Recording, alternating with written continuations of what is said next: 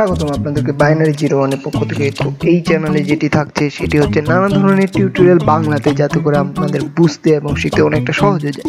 তো আজকে আমরা যে জিনিসটি শিখবো সেটি হচ্ছে একটি সুন্দর টেক্সট অ্যানিমেশন আফটার ইফেক্টের সাহায্যে কালারফুল, যাতে করে সুন্দর একটি অ্যানিমেশন তৈরি করা যায়। দেখতে পাচ্ছি আমরা স্ক্রিনের মধ্যে আমাদের টেক্সট অ্যানিমেশনটি।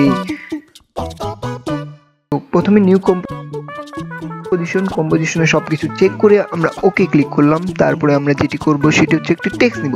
তো টেক্সট আমরা লিখলাম, ধরুন বাইনারি জিরো ওয়ানই লিখলাম আমাদের চ্যানেলের নাম। এটি হচ্ছে আমাদের আজকের টেক্সট।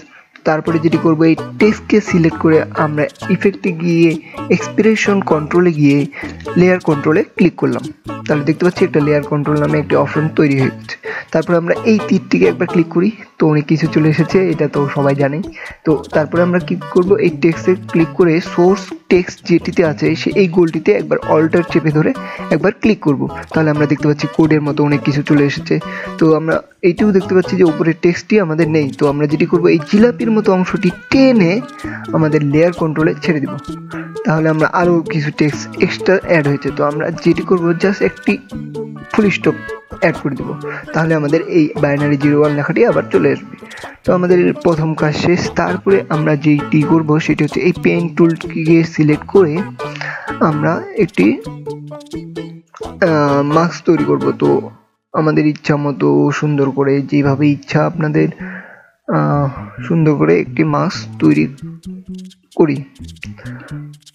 তো দেখতে পাচ্ছি মাস্ক তৈরি করি, মাস্ক আচ্ছা যাই হোক,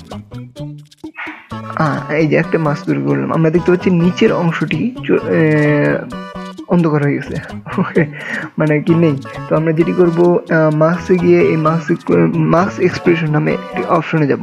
তো আমরা যেটি করব, প্রথমে একটি কি ফ্রেম তৈরি করি। কি ফ্রেম তৈরি করে একটু পুরো লেখাটিকে আমরা অন্ধকার করে দিই। ওকে, অন্ধকার বলতে আমরা পুরো লেখাটিকে ভ্যানিশ করে দিলাম।